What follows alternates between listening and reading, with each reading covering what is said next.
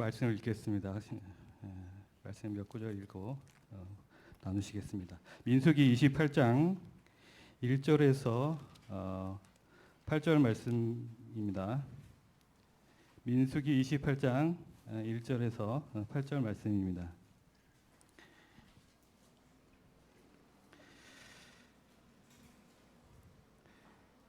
여호와께서 모세에게 말씀하여 이르시되 이스라엘 자손에게 명령하여 그들에게 이르라.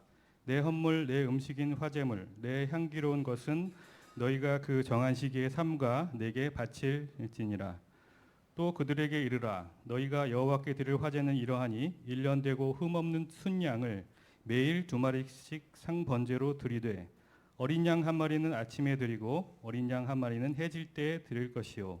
또 고운 가루 10분의 1 에바에 빻아낸 기름의 4분의 1 흰을 섞어서 소제로 드릴 것이니 이는 시내산에서 정한 상번제로서 여호와께 드리는 향기로운 화제며 또 그 전제는 어린 양 1마리에 4분의 1 흰을 드리되 거룩한 곳에서 여호와께 독주의 전제를 부어 드릴 것이며 해질 때에는 두 번째 어린 양을 드리되 아침에 드린 소제와 전제와 같이 여호와께 향기로운 화제로 드릴 것이니라. 네, 누가복음 쭉 뒤로 가셔서 9장 23절, 24절입니다. 누가복음 9장 23절, 24절입니다. 제가 읽겠습니다. 또 무리에게 이르시되 아무든지 나를 따라오려거든 자기를 부인하고 날마다 제 십자가를 지고 나를 따를 것이니라. 누구든지 제 목숨을 구원하고자 하면 잃을 것이요 누구든지 나를 위하여 제 목숨을 잃으면 구원하리라. 로마서 6장 1절에서 7절 다 같이 읽으시겠습니다. 로마서 6장 1절에서 7절 말씀입니다.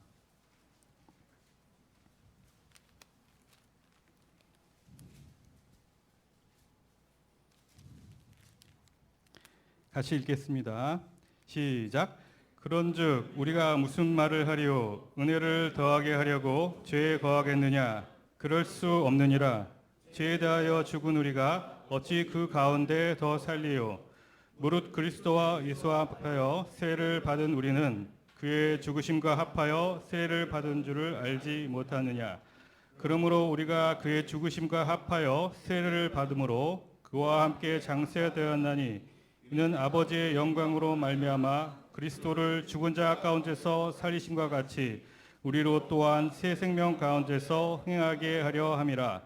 만일 우리가 그의 죽으심과 같은 모양으로 연합한 자가 되었으면 또한 그의 부활과 같은 모양으로 연합한자도 되리라. 우리가 알거니와 우리의 옛사람이 예수와 함께 십자가에 못 박힌 것은 죄의 몸이 죽어 다시는 우리가 죄에게 종노릇하지 아니하려 함이니 이는 죽은 자가 죄에서 벗어나 의롭다 하심을 얻었음이니라. 로마서 12장 1절 말씀입니다. 제가 읽겠습니다. 그러므로 형제들아 내가 하나님의 모든 자비하심으로 너희를 권하노니 너희 몸을 하나님이 기뻐하시는 거룩한 산 제물로 드리라. 이는 너희가 드릴 영적 예배니라. 갈라디아서 2장 20절입니다. 같이 읽겠습니다.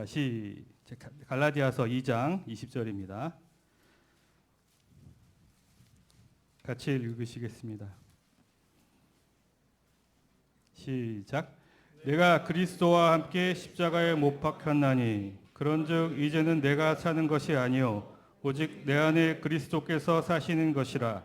이제 내가 육체 가운데 사는 것은 나를 사랑하사 나를 위하여 자기 자신을 버리신 하나님의 아들을 믿는 믿음 안에서 사는 것이라. 같은 갈라디아서 5장 24절입니다.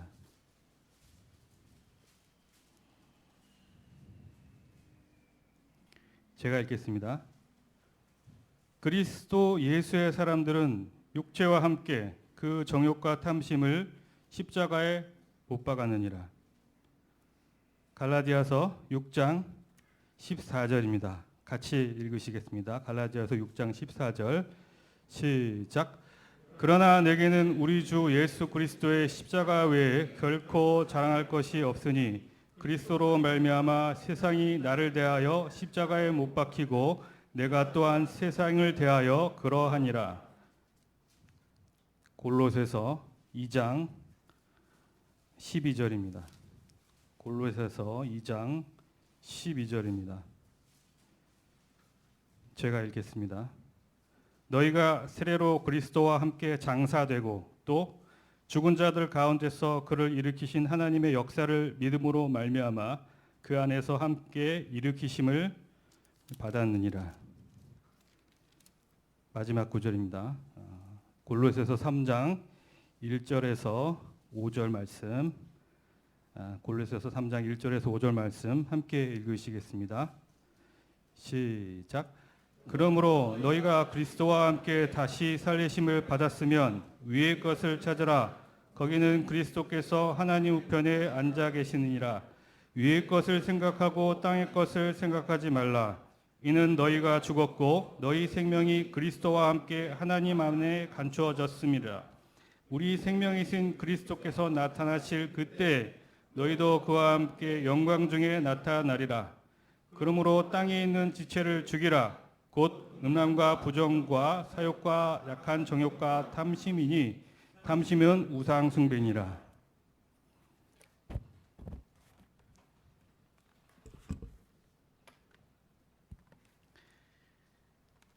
네, 지난번 수요 모임 때도 제가 말씀드렸던 적이 있는 것 같은데요. 제가 지난 1월부터 대법원의 종합민원과에서 근무를 하고 있습니다.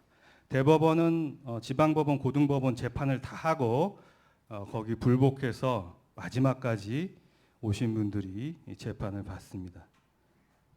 거기서 민원인들이 상당히 다양한 분들이 많이 계십니다. 근데 공통적인 것은 재판이 잘못됐다고 생각하시면 욕을 해도 된다고 생각하시는 것 같아요. 그래서 재판은 판사가 하고 욕은 직원이 먹습니다. 다짜고짜 수화기를 들어도 바로 욕하시는 분들도 계세요. 그리고 대법원 주변에 보면 그 시위하시는 분들도 많이 계십니다. 그 중에 한 분은 제가 겨울부터 계속 봤어요. 근데 계속 그 자리에 계세요. 그래서 항상 출근할 때마다 문 앞에 계시기 때문에 제가 가면서 처음에 눈을 탁 마주치고 그랬었는데 나중에는 슥 피하고 이렇게 가곤 합니다.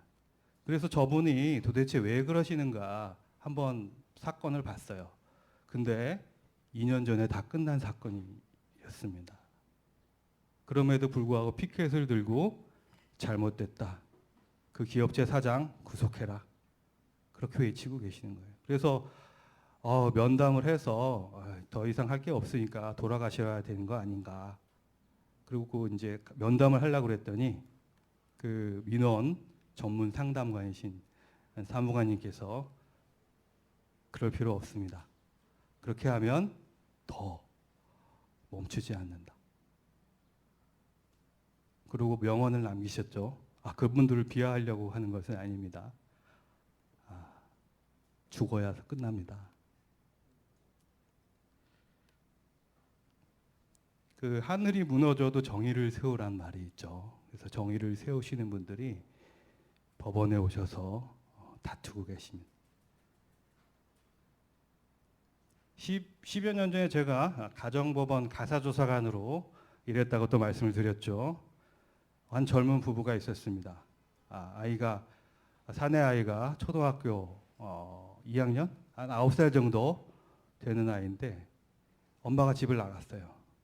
집을 나가고 한 5개월, 6개월 이렇게 됐습니다. 집에서는 할머니와 아빠가 아이를 키우고 있었는데 절대 아이를 보여주지 않죠. 아이 보고 싶으면 네 발로 기어 들어와라.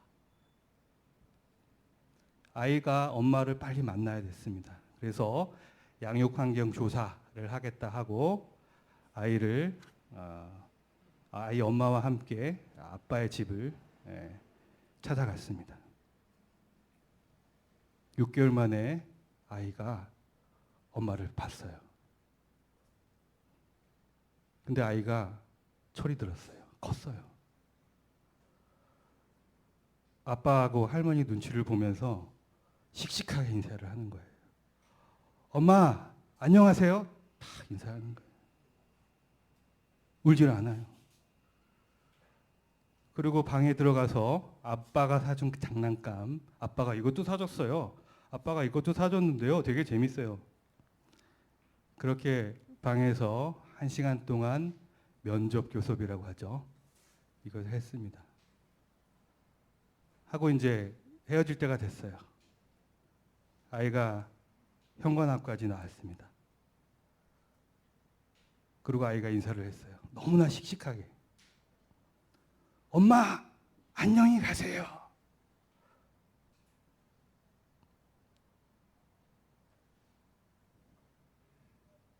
너무 식삭하게.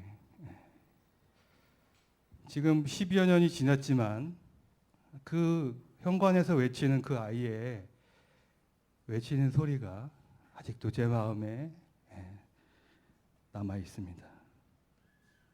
서로 사랑해서 한 결혼인데 서로 행복하게 지려고 결혼을 했는데 서로한테 지옥이 된 사람을 많이 봤습니다. 이혼 사유가 여러 가지 있지만 성격 차이가 가장 많죠. 석 달을 살건 30년을 살건 난 이혼하고 싶다. 난 내일 죽어도 오늘 이혼하고 싶다. 결혼 전에는 서로 맞춰주고 배려하다가 성격이 나오면 전쟁이죠. 사랑과 전쟁. 총탄이 무사하게 오고 가는데 맞아서 치명상 입는 것은 아이들입니다. 저 같은 법원 공무원 조사관 말고 전문 조사관이 있습니다. 심리학 상담학을 전공하신 분들이죠. 이런 분들이 공통적으로 저한테 하시는 그때 당시에 하시는 말씀이 있습니다. 조사관님, 가정폭력이 뭔지 아세요? 뭔데요? 좋은 것을 주는 겁니다. 처음에는 그게 무슨 말인지 깨닫지 못했어요. 근데 시간이 지나니까 그 말이 무슨 말인지 이제 이해할 수 있을 것 같아요. 재판을 받는 분이든 시위를 하시는 분이든 이혼을 하시는 분들 이야기를 들어보면 잘못한 사람은 없어요. 다 옳고 다 맞아요. 성격이 무슨 잘못이에요? 내 성격이 이렇고 네 성격이 이런데 성격이 무슨 죄가 있어요? 다들 선한 목적으로 살고 선한 의도로 삽니다. 그렇게 선하고 정의로운 사람들이 어떻게 해요? 다투면서 삶을 지옥으로 만들고 있습니다. 옛날부터 이렇게 살아야 돼, 누가 죽어야 돼, 누가 져주는 게 이기는 거야, 이런 말들 많이 있지만 전혀 사람들은 변화하지 않았습니다. 법이 소용없고 도덕이 소용없고 교훈이 소용이 없습니다. 사람을 근본적으로 참되게 변화시키는 것은 하나님의 말씀뿐이죠. 우리가 믿는 말씀에는 다른 종교나 도덕이나 교훈과는 분명히 다른 그것이 있습니다. 그것이 바로 자기 부인과 자기 죽음입니다. 오늘은 제가 자기 부인, 자기 죽음이란 무엇인가? 그 두 번째로 그것이 없을 때에는 어떤 상태에 놓이게 되는가? 자기 부인, 자기 죽음은 어떻게 하는 것인가? 자기 부인과 자기 죽음이 있는 사람은 어떻게 사는가에 대해서 말씀을 드리도록 하겠습니다. 오랜 시간 많은 신앙의 선배들이 많은 좋은 기록과 간증을 남기셨습니다. 그렇지만 제가 알고 제가 체험한 한도 내에서 말씀을 드리겠습니다. 이 자기 부인, 자기 죽음 속에는 크게 두 가지가 있습니다. 그것은 자기 사랑과 자기 의를 부인하고 죽이는 것입니다. 한강이 굉장히 큰 강이죠. 아주 큰 강입니다. 이렇게 흐르는 강물을 따라서 올라가다 보면 그 강에 발원지가 있죠. 어딘 줄 아십니까? 태백의 검룡소라는 작은 샘입니다. 커다란 죄의 강을 따라 올라가다 보면 거기 발원지인 샘이 하나 있는데 그 샘의 이름이 바로 자기 사랑입니다. 창세기를 읽어보면 사탄의 속임을 받아서 하와가 생각을 하죠. 그럴듯했어요. 하나님같이 될 수 있을 것 같았습니다. 그래서 마음으로 하나님이 같이 된 그 즐거움을 상상하면서 손을 뻗어서 선악과를 먹고 하나님을 배반하죠. 나를 위하고 나를 사랑해서 그렇게 한 거죠. 성경에 보면 사탄도 나를 높이죠. 나를 사랑하고. 그래서 모든 죄는 자기 사랑에서 흘러나옵니다. 옛날에 어떤 신학자가 사람은 하나님을 사랑하든지 자기를 사랑하든지 둘 중에 하나라고 했습니다. 예전에는 또 제가 잘 와닿지 않았는데 시간이 지나다 보니까 맞는 말인 것 같아요. 물론 다른 대상을 향한 사랑도 있지만 다 자기 사랑에서 나온 것이라고 합니다. 사람은 자기를 사랑하는 자기를 사랑하지 않는 만큼만 하나님을 사랑한다고 합니다. 정말 순전한 사랑은 자기를 사랑하지 않고 온전히 하나님을 사랑하는 것이라 했어요. 순전하게 하나님을 사랑하면 이웃도 참되게 사랑하게 된다고 합니다. 사람은 자기를 향해 살든지 하나님을 향해 살든지 둘 중에 하나다. 이것도 같은 말이죠. 어떤 분들은 이웃을 내 몸처럼 사랑하라고 하지 않았느냐. 우선 자기를 사랑해야 이웃도 사랑하지 않겠느냐 하지만 그런데 사람은 날 때부터 죄인으로 태어나죠. 죄인으로 자기를 사랑하면서 태어납니다. 자기를 사랑할 줄 모르거나 그 자기 사랑을 배워야 하는 사람은 없어요. 이 자기 사랑을 부인하고 죽여야 된다는 겁니다. 자, 두 번째는 자기 의를 부인하고 죽이는 것입니다. 자기 의는 풀어서 말씀드리자면 자기가 의롭다는 것을 신뢰하는 것을 말합니다. 주님께서 이런 사람을 어떻게 말씀하셨습니까? 자기를 의롭다고 믿는 사람. 이렇게 표현하셨죠. 누가복음 18장 9절에서 10절 바리새인과 세리가 나오죠. 거기서 또 자기를 의롭다고 믿고 다른 사람을 멸시하는 자들에게 이렇게 이것을 자기 의라고 합니다. 이거 자기를 부인하고 자기를 죽인다는 것은 이렇게 자기 사랑과 자기 의를 부인하고 죽인다는 겁니다. 구원받을 때 우리는 자기를 부인하고 자기를 사랑하는 것을 자기를 신뢰하지 않게 되죠. 자기가 멸망받을 존재라는 그 안에는 자기 사랑과 자기 의가 자리 잡을 수가 없습니다. 그런데 시간이 흐르면서 자기 사랑과 자기 의가 슬슬 고개를 다시 들게 됩니다. 여기에 은사와 지식이 더해지면 더 위험한 상태로 발전할 수 있습니다. 지식이 교만하게 한다는 말씀이 맞는 말인 것 같습니다. 이 자기 사랑, 자기 의가 죽지 않은 사람이 주님 일을 할 때, 그것도 아주 열심히 할 때 교회를 다소 어렵게 하는 것 같습니다. 제일 힘든 건 본인이죠. 그렇다면 자기 부인, 이 자기 사랑과 자기 의가 부인되지 않을 때 나타나는 상태에 대해서 말씀을 드리겠습니다. 마음 가는 대로 삽니다. 성도가 마음이 흘러가는 대로 산다는 말은 육신대로 산다는 말이죠. 구원받았다고 거듭났다고 해서 부패한 마음이 갑자기 확 깨끗해지는 게 아니죠. 예레미야 17장 9절 만물보다 거짓되고 심히 부패한 것은 마음이라 누가 능히 이를 알리오마는. 잠언 4장 23절 모든 지킬 만한 것 중에 더욱 네 마음을 지키라 생명의 근원이 이에서 남이니라. 잠언 25장 28절 자기의 마음을 제어하지 아니하는 자는 성읍이 무너지고 성벽이 없는 것과 같으니라. 거듭났다고 해서 제 흰머리가 까맣게 되고 제 배가 들어가고 몸이 갑자기 송중기처럼 확 변하는 게 아니죠. 마찬가지로 마음도 마찬가지입니다. 거듭났다고 해서 죄가 주소를 두고 있는 마음이 갑자기 깨끗해지는 것이 아니라는 말입니다. 죄는 마음속에 숨어 있었다가 어둠이나 허술해진 틈을 타서 기어 나옵니다. 나와서 성도의 생각을 속이죠. 이것을 가만히 놔두게 되면 속게 됩니다. 속은 생각을 통해서 마음이 그 죄가 주는 즐거움을 상상하게 되죠. 죄를 품게 되는 것입니다. 음욕이 있을 수 있죠. 그렇지만 음욕을 품는 것은 다른 문제죠. 분노가 오를 수 있습니다.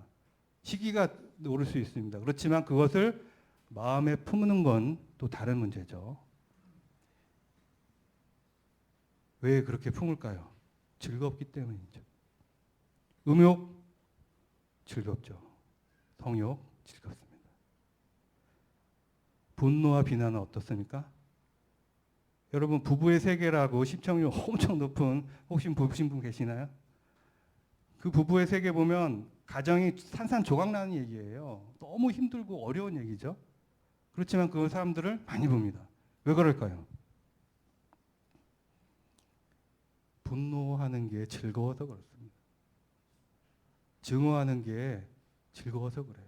그 대놓고 공적으로 그래 저 인간 욕먹어도 싸지 그러고 도마에다 올려놓고 같이 난도질을 하는 거예요. 그러면서 즐거워하는 거예요.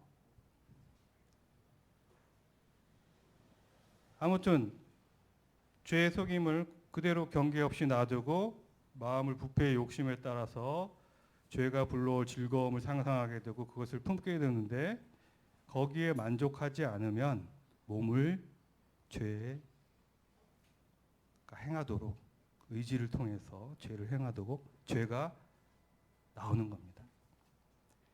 한 번, 두 번 하게 되면 양심이 점점 무뎌지고 대담해져서 거리낌 없이 죄를 짓게 되죠. 그러다 보면 죄가 밀려들고 자기가 손 쓸 수 있는 없는 단계까지 이르게 됩니다. 누군가 멈춰주지 않으면 멈출 수 없습니다. 그렇기 때문에 마음을 지키고 제어해야 합니다. 그런데 자기가 부인되지 않고 자기 사랑하는 사람, 자기 사랑 때문에 그렇게 할 수 없어요. 이렇게 마음 가는 대로 사는 데 두 가지 모습이 있는데 첫째로 자기 마음대로 하는 적극적으로 막 하는 게 있습니다. 두 번째로 아무것도 안 하는 게 있어요. 아무것도 하지 않는 상태. 뭐 적극적으로 죄를 짓는 건 아니지만 아무것도 안 해요. 무관심해요. 영적인 일, 말씀하고 기도하고 예배 찬송 이런 거 관심 없어요. 점점 무관심한 상태로 되는 아무것도 안 하는 상태. 이것도 육신대로 사는 겁니다. 그 마음을 계속 방치하게 되면 마음이 무관심에서 냉담으로 가게 되죠. 그리고 끝내는 마음이 돌처럼 굳어져서 더 이상 어떻게 해볼 수 있는 도리가 없는 그런 상태로 성도가 빠질 수가 있습니다. 하나님께서 손을 대시면 다행이죠. 하나님께서 손 대시면 죽을 만큼 아프죠. 로마서 8장 12절 13절 제가 읽겠습니다. 그러므로 형제들아 우리가 빚진 자로 돼 육신에게 져서 육신대로 살 것이 아니니라.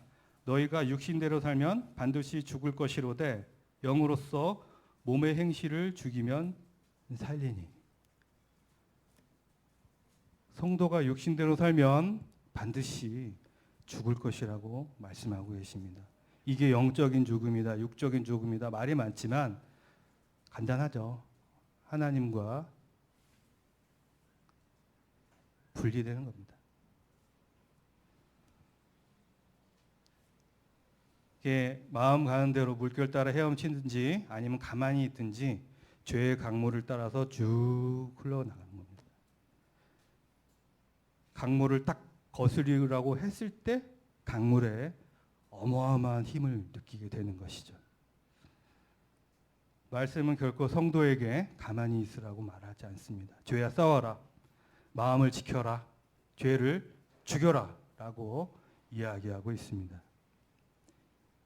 그런데 자기를 부인하지 않고 자기 사랑을 부인하지 않는 사람은 자기 그 즐거움 때문에 그렇게 하지 않습니다.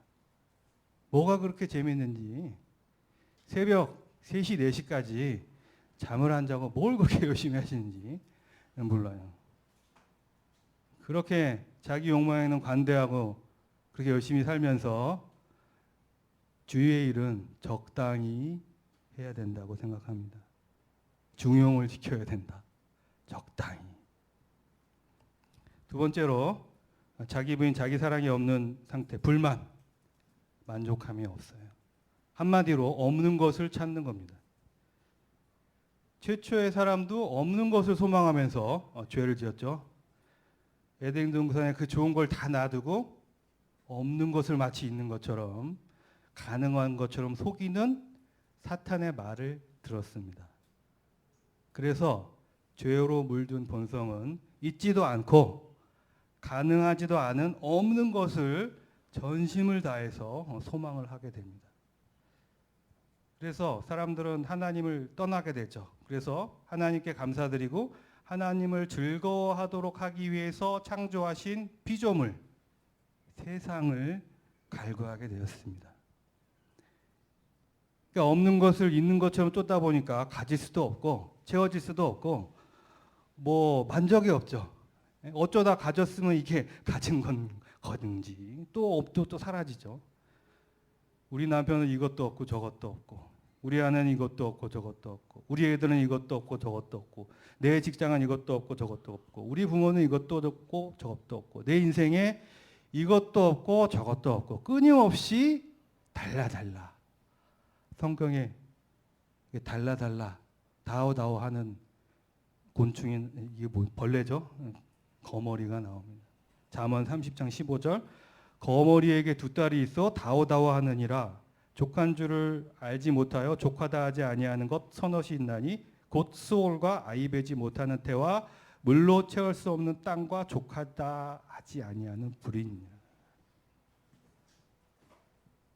주신 것에 감사하고 만족해야 되는데 주신 게 정말 있는 것이죠. 없는 것을 자꾸 소망하고 달라는 거예요. 그래서 계속 불행해요. 더 달라야 되고 다 가졌으면 또 가져야 되고 계속 목이 마릅니다. 이런 상태를 성경에서 뭐라고 말씀하시죠? 예레미야서 2장 13절 여러분 잘 아시는 말씀입니다. 내 백성이 두 가지 악을 행하였나니 곧 그들이 생수에 근원되는 나를 버린 것과 스스로 웅덩이를 판 것인데 그것은 그 물을 거두지 못할 터진 웅덩이들이라. 이 말씀이 구원받고 침례받을 때만 필요한 말씀이 아니죠. 세 번째, 염려합니다. 자기를 부인하지 않고 자기가 죽지 않은 사람은 자기를 신뢰하게 되죠. 그래서 인생을 자기가 짊어져야 된다고 생각합니다.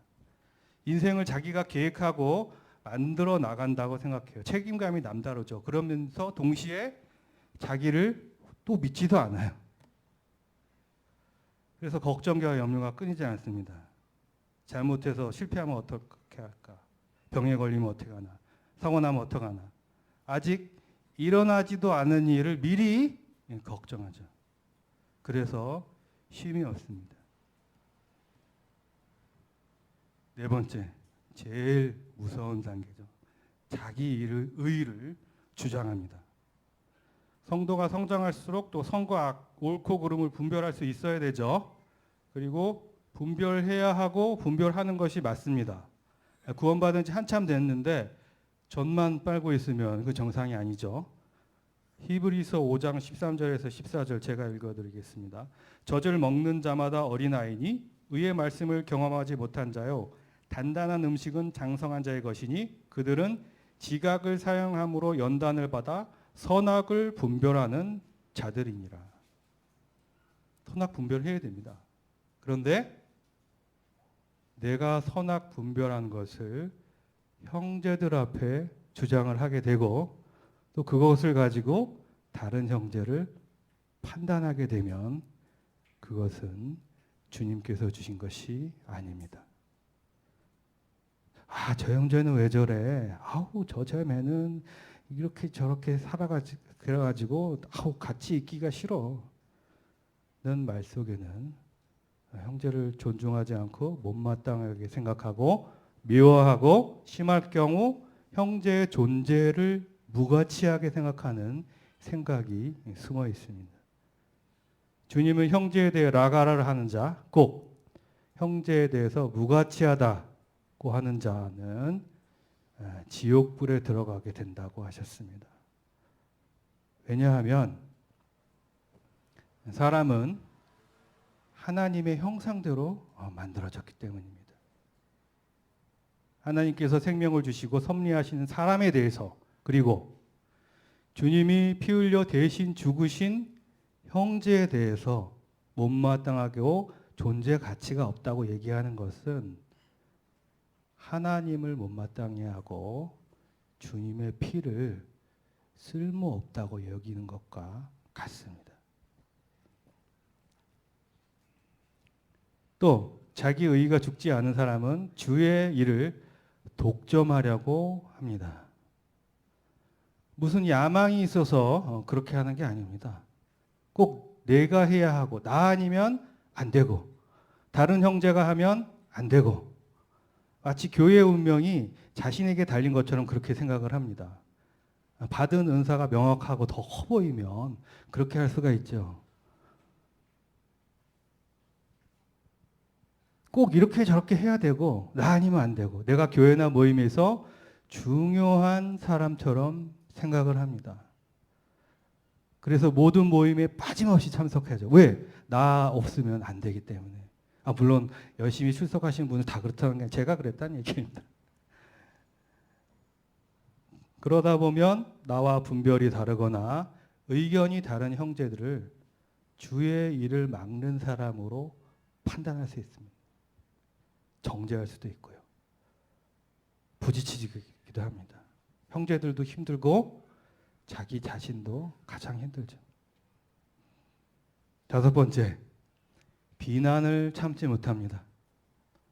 자기 의를 주장하는 상태는 자신이 사람들 위에 있다고 생각하기 때문에 자신의 생각이나 계획, 이루어 놓은 일들에 대해서 다른 사람들이 평가하고 비난하는 것에서 절대 참지 못합니다. 견디질 못합니다. 그러면서 자신은 다른 사람들을 판단하고 평가하죠. 그 비판이나 비난 좋아하는 사람은 없지만 그걸 견디지 못하고 그 분노를 품는 건 위험한 일입니다.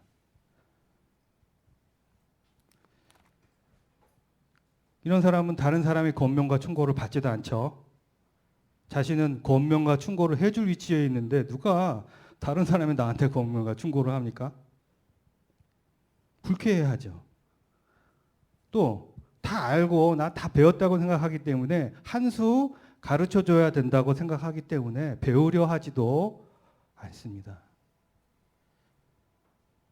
이런 상태가 경지에 다다르게 되면 누가 무슨 얘기를 하든 무슨 권면이나 충고를 하든 간에 아무런 반응과 관심도 없게 됩니다.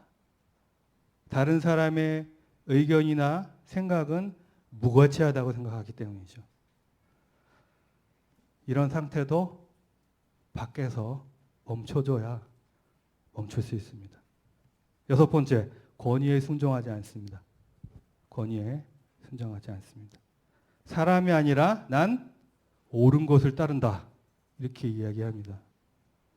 장로든 집사든 대통령이든 남편이든 부모님이든 선생님이든 사장님이든 옳고 존경받을 수 있는 사람을 내가 따르겠다.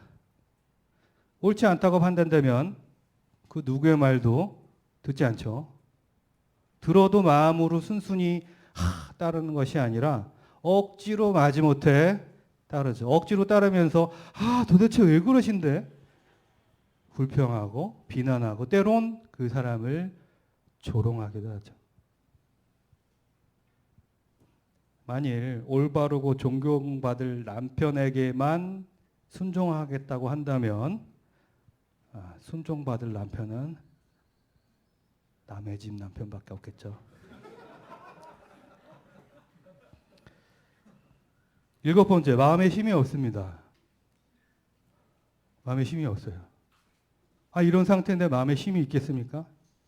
자기 마음 가운데로 결코 채워지지 않은 것을 따라가고 내 인생 내가 책임져야 되고 우리 아이들 내가 책임져야 되는데 우리 가족 내가 책임져야 되는데 어떤 형제가 나를 힘들게 하는데 올바로 생각하는 사람은 나밖에 없는데 직장 상사가 장로가 이상한 얘기하는데 이게 힘이 있겠습니까? 잠을 편하게 잘 수 있나요? 8번째, 삶의 변화, 열매가 없습니다. 구원받은 지 꽤 됐는데 나는 왜 변화가 없고 열매가 없는 삶을 살고 있을까? 이게 열매입니다. 주님께서 은혜를 이게 열매 주신 거예요. 그렇지만 눈에 확 띄고 변화, 열매 이런 걸 원하시죠? 자기 부인, 자기 죽음이 없으면 열매가 없습니다. 자기가 펄펄 살아서 자기 힘으로 변화를 해보려고 발버둥을 치지만 항상 도루묵이라. 자, 그러면 자기 부인, 자기 죽음은 어떻게 하는 것인가? 이거 성경 한 번만 찾아보겠습니다. 자기 부인 어떻게 하는지. 마태복음 26장 69절에서 75절 말씀입니다.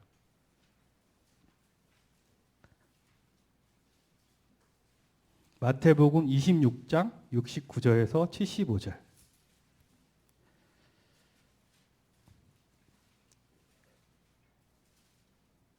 제가 읽겠습니다. 베드로가 바깥들에 앉았더니 한 여종이 나와서 이르되 너도 갈릴리 사람 예수와 함께 있었도다 하거늘 베드로가 모든 사람 앞에서 부인하여 이르되 나는 네가 무슨 말을 하는지 알지 못하겠노라 하며 안문까지 나아가니 다른 여종이 그를 보고 거기 있는 사람들에게 말하되 이 사람은 나사렛 예수와 함께 있었도다 하며 베드로가 맹세하고 또 부인하여 이르되 나는 그 사람을 알지 못하노라 하더라.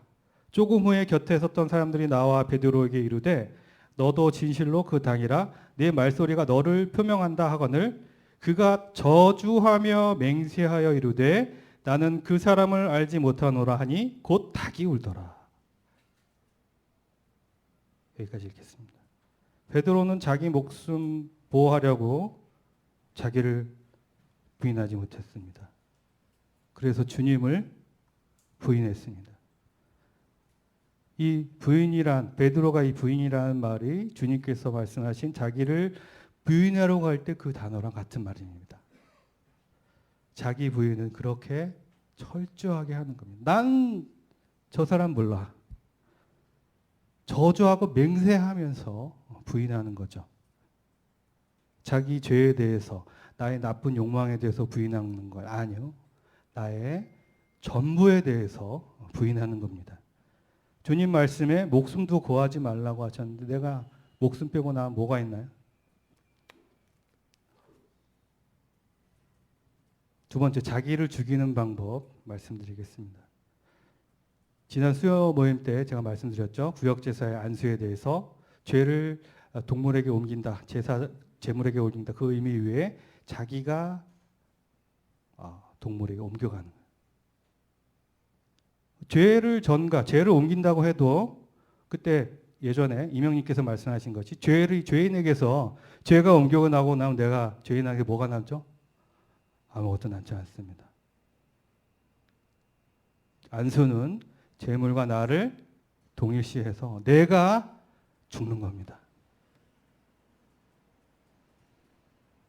제사자가 직접 재물을 잡죠. 내가 나를 죽음에 내놓는 겁니다. 이 구역 제사가 어떻게 되었죠? 예수님 십자가 제사로 단번에 이루셨습니다. 침례받을 때 로마서 6장 고백을 하죠. 침례로 주님과 함께 죽고 장사되었다. 침례로 우리가 주님과 연합되었다. 침례받은 사람은 다 자기가 죽었다 여겨야 됩니다. 예외가 없습니다. 날마다 자기 십자가를 진다는 말씀의 중요한 뜻은 날마다 매일의 상번제처럼 내가 주님과 십자가에서 죽은 사실을 마음에 품고 산다는 말입니다. 내가 십자가에서 죽어서 쪼각쪼각 나고 소재의 곡식처럼 갈려서 부드럽게 되었다는 것을 날마다 마음에 가득 채우는 겁니다. 여기서부터 산 제사가 시작되는 것입니다. 옛날 제사자가 제물을 죽였듯이 우리는 주님을 못 박았을 뿐만 아니라 주님과 함께 못 박혀 죽고 장세된 것입니다. 그렇게 못 박혀서 주님과 내가 주님과 하나가 되는 것이죠. 주님과 함께 되고 주님 안에 있게 되고 내 안에 그리스도가 살게 되시는 겁니다. 그래서 주님과 같은 모양으로 부활하게 되는 것입니다. 죽음에 대해서 좀 더 구체적으로 제가 말씀을 드리겠습니다. 자기 죽음은 내가 사라지고 끝나고 모든 것과 단절되는 겁니다. 십자가에서 죽고 없어지는 거예요. 죄도 끊어지고 자기 사랑도 끊어지고 자기 계획, 책임, 자기 선, 자기의 다 죽고 끊어지고 세상도 죽고 다 끊어지는 겁니다. 그래서 비로소 쉼이 찾아오는 거죠. 평화가 찾아오는 겁니다. 빨리 가겠습니다. 이렇게 자기를 부인하고 자기가 죽은 사람은 어떻게 살까요? 첫째, 자기 사랑을 죄의 근원으로 알고 막게 됩니다. 잠수교에서 아무리 퍼다가 강물을 퍼도 강물 막을 수 없죠. 어떻게 강물 막으면 막을 수 있습니까? 발원지에 가서 그 샘을 틀어 막아야죠. 그리고 자기를 부인하면 자기 마음대로 살 수가 없습니다. 마음을 믿지 않는 거죠. 아까 잠언에서 마음을 지키라는 말은 지키라는 거기에는 초병, 보초라는 뜻이 있습니다.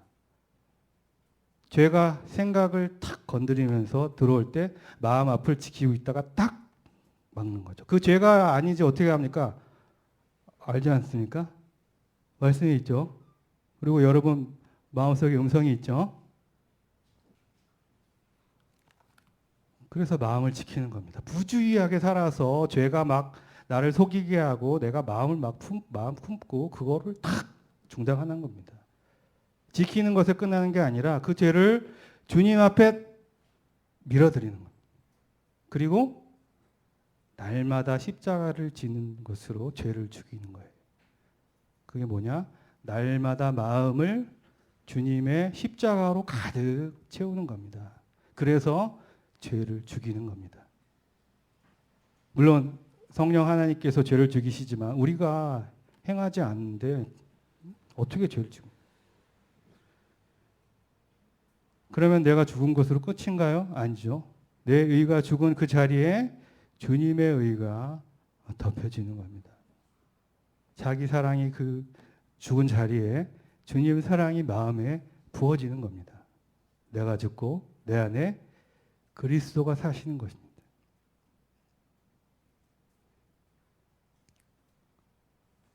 주님께서는 두 번이나 저를 사셨죠. 처음에 저를 창조하시고 두 번째 주님의 피로 두 번이나 사셨습니다. 주님께서 내 안에 사시고 나도 내 것이 아니죠. 내 눈도 주님의 것이고 내 귀도 주님의 것이고 내 혀도 내 것이 아니라 주님의 것입니다. 그러면 주님의 눈으로 무엇을 봐야 될지 무엇을 들어야 될지 주님의 혀로 무슨 말을 해야 할지는 분명한 거죠. 두 번째로 주님만 의지하며 살게 됩니다. 하나님에 대한 사랑이 뭔지 아십니까? 내 돈 들이고 시간 들이는 거 하나님 의지하는 거예요. 어린아이가 부모를 전적으로 의지하듯이 하나님을 전적으로 의지하는 겁니다. 사람이 자기 인생 책임질 수 있습니까? 부모가 아이들 인생 책임질 수 있나요? 아이들한테 좋은 음식, 좋은 환경 줄 수 있지만 아이들 건강 줄 수 없어요. 아이들에게 복음을 전할 수 있지만 아이들 구원할 수 없습니다. 내 인생, 내 아이들, 내 가족 책임지시는 분은 하나님이다 하고 전적으로 의지하는 거죠. 바닷가에서 아이들이 막 신나게 놀았어요. 막 신나게 놀고 뒷좌석에 탄 아이들이 어떻게 하죠? 아빠, 좌회전하셔야 길이 안 막혀요. 아까 IC에서 나갔어야 했는데. 아빠, 엔진 소리가 이상한데 엔진 오일 언제 갈으셨죠? 아빠, 앞차하고 너무 붙은 거 아니에요? 아빠, 차선에 너무 붙어서 가시는 거 아니에요? 아빠, 차선 바꿀 때는 항상 깜빡이를 켜시고요. 속도 좀 줄이세요. 사고 나겠습니다. 집에 오는 내내 이러면서 길 막힐까봐 사고 날까봐 불안해하나요, 아이들이? 그냥 기절해서 자죠. 자기가 죽은 사람은 전능하시고 완벽하신 하나님 아빠를 신뢰하면서 삽니다. 그래서 평화가 있고 쉼이 있죠. 모든 일 성실히 하지만 없는 것을 소망하지는 않죠.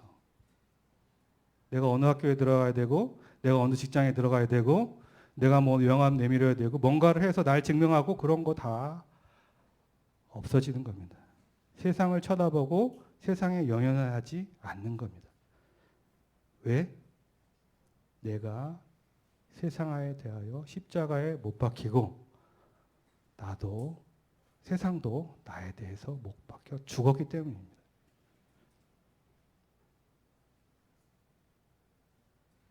세상에 자랑할 것도 없고 세상의 것을 통해서 내가 자랑할 것도 없고 대신 눈에 보이지 않는 정말 중요한 실체를 생각합니다. 실체를 소망하죠. 그것이 무엇인가요? 하나님 나라입니다. 땅에 있는 것을 생각하지 않고 위의 것을 생각하는 겁니다. 마음을 하늘의 것으로 가득 채우는 것이죠. 그렇게 해서 땅의 지체를 죽이는 것입니다. 죄를 죽이는 것이죠. 죄를 죽이는 두 가지 방법 말씀드렸습니다. 십자가를 마음에 가득 채우고 위의 것을 마음에 가득 채운다.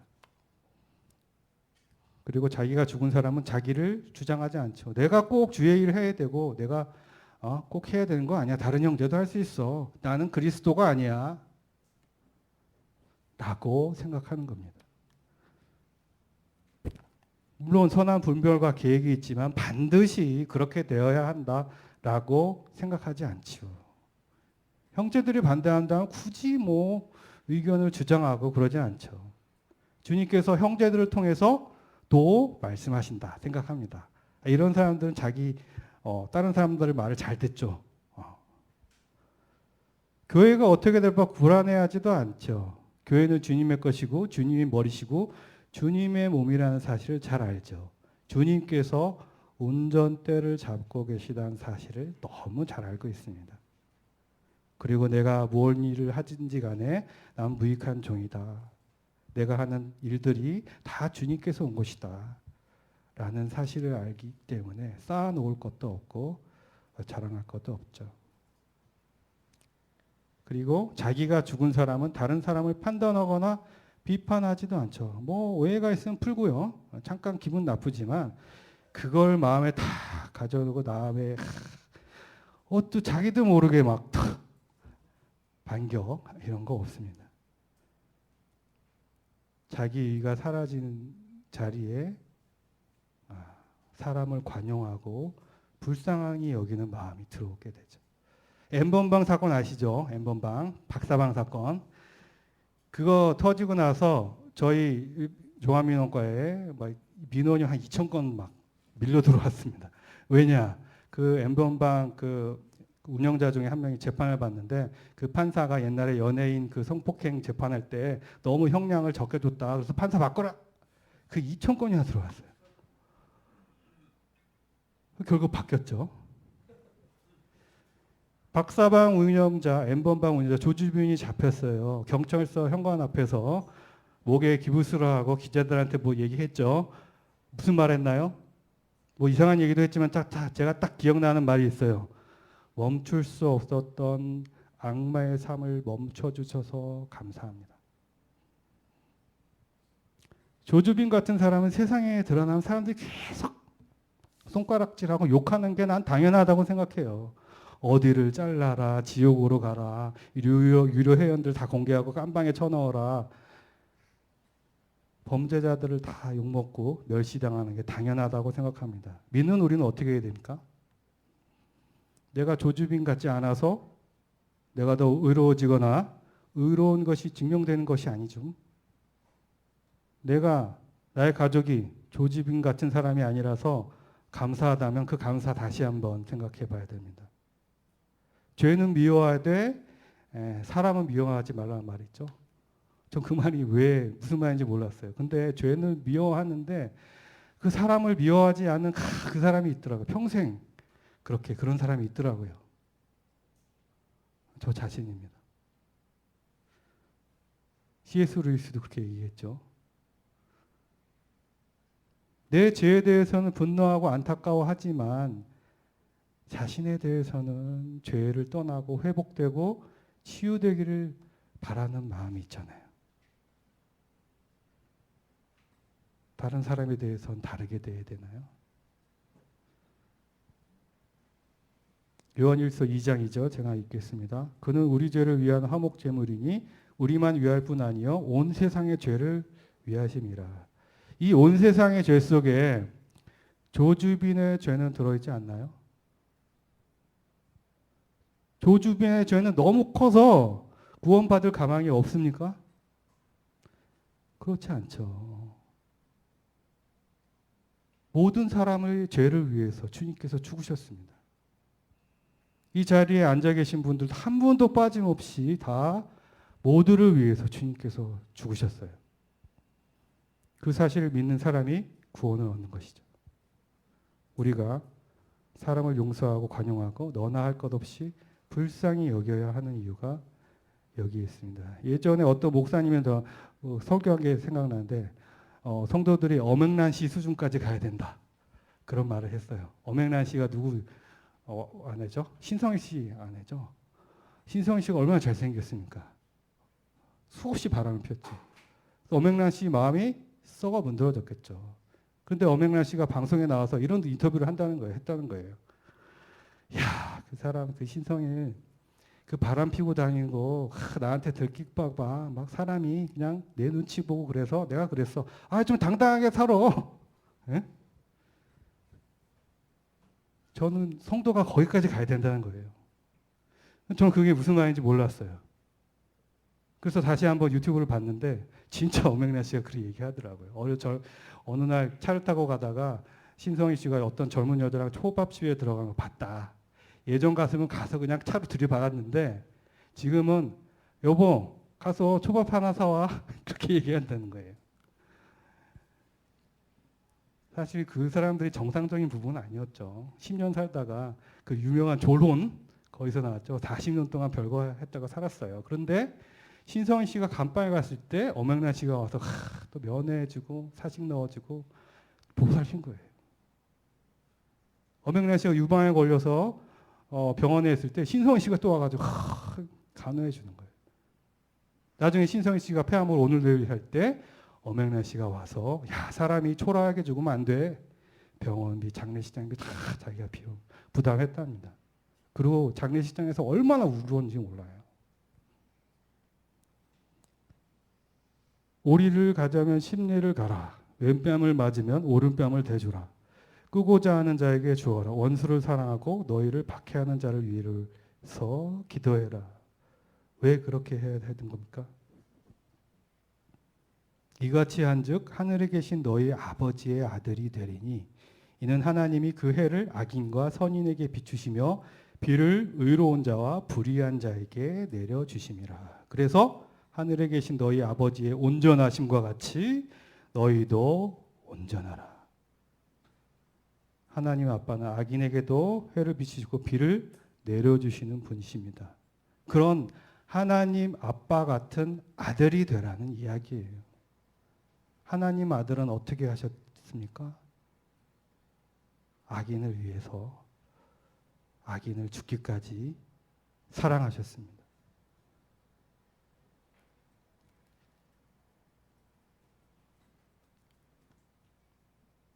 자기가 죽지 않으면, 자기가 부인되지 않으면 이 퍼펙트, 완벽하라는 명령을 결코 지킬 수가 없습니다. 마지막입니다. 죄송합니다. 자기가 죽은 사람은 마지막 권위에 순종합니다. 자기가 죽은 사람은 그 사람이 누구든지 간에 권위에 순종합니다. 자기 의가 죽었기 때문이죠. 부모님이든 남편이든 장로님이든 선생님이든 사장님이든 그 사람이 훌륭하건 형편없건 모질이긴 간에 이상한 얘기를 하든 간에 권위에 순종하는 겁니다. 그것이 주님께 순종하는 것이기 때문이죠. 룻기 1장 16절 17절 룻이 이르되 내게 어머니를 떠나며 어머니를 따르지 말고 돌아가라 강권하지 마옵소서. 어머니께서 가시는 곳에 나도 가고 어머니께서 머무시는 곳에서 나도 머물겠나이다. 어머니의 백성이 나의 백성이 되고 어머니의 하나님이 나의 하나님이 되시리니 어머니께서 죽으시는 곳에서 나도 죽어 거기 묻힐 것이라.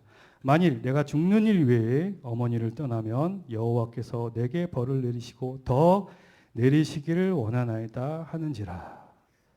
유튜브에서 이 말씀 가사로 대학생들 찬송하는 거 제가 카톡방에 올려드렸습니다. 참 감동적이에요. 시어머니를 따르려고 순종하는 룻의 믿음이 참 아름답죠. 이 룻과 같은 고백으로 살기를 소망합니다. 형제님께서 가시는 곳에 나도 가고 형제님께서 머무시는 곳에 나도 머물겠습니다. 형제님의 백성이 나의 백성이 되고 형제님의 하나님이 나의 하나님이 될 겁니다. 당신이 죽으시는 곳에 나도 죽어 거기 묻힐 겁니다. 그날에 주님은 이렇게 물어보실 겁니다. 이 세상에서 얼마나 똑똑하게 살았는가가 아니라 얼마나 순종하며 따라갔는지 물어보실 겁니다. 왜냐하면 주님이 그렇게 사셨기 때문이죠. 오랜 시간 말씀드려서 감사합니다. 말씀을 맺겠습니다. 주님께서 가르쳐 주시는 온유와 겸손은 사람이 돌을 닦듯이 열심히 힘을 쓰고 애쓰고 노력해서 이룰 수 있는 어떤 높은 경지가 아닙니다. 주님 앞에 온 사람, 주님과 함께 죽어서 주님 안에 있는 사람만이 배울 수 있는 것이죠. 그런 사람께서 주님께서 참된 쉼을 주신다고 하셨습니다. 구원받은 성도라면 크건 작건 누구나 마음속에 소원이 있을 겁니다. 순전하게 하나님을 사랑하고 이웃을 사랑하고 싶은 마음이죠. 더 즐기고 더 누리고 더 사랑받아야 되는 나는 십자가에서 죽었습니다. 이 사실을 마음으로 받으실 때 주님께서 그 마음을 사랑으로 채우실 겁니다. 우리는 주님 부르시면 언제든지 가야 될 존재들입니다. 이 땅에 있는 동안 매일의 자기 부인, 자기 죽음의 확인을 통해서 참된 평화와 안식을 얻으시고 열매를 맺으시는 간증이 우리 모임 속에 많이 드러나고 그것을 통해서 하나님께서 영광 받으시기를 간절히 기도합니다. 오랜 시간 들어주셔서 감사합니다.